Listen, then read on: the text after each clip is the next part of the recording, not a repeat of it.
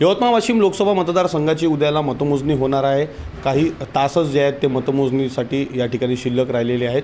आपल्यासोबत बोलण्यासाठी महायुतीच्या उमेदवार राजश्री पाटील आहेत। ताई, उद्याला मतमोजणी आहे, काय नेमकी धाकधूक या संपूर्ण मतमोजणीची वाटते?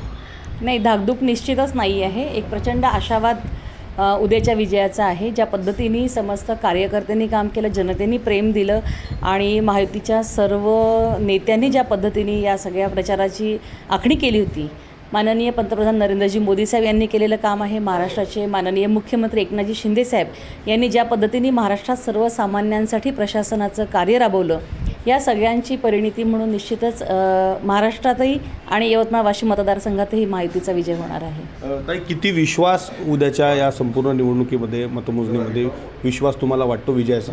100% विजयाचा विश्वास आहे, त्याच्यामुळे त्यात कुठलंही दुमत नाही आहे। निश्चित आपण पाहिलं तर 100% विश्वास जो आहे तो विजयाचा उद्याचा असल्याचं राजश्री पाटील यांनी सांगितलं। विवेक गावंडे, TV9 मराठी, यवतमाळ।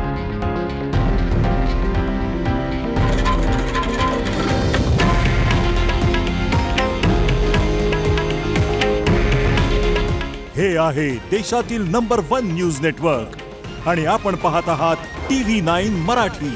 काळजी तुमची, हित महाराष्ट्राचं।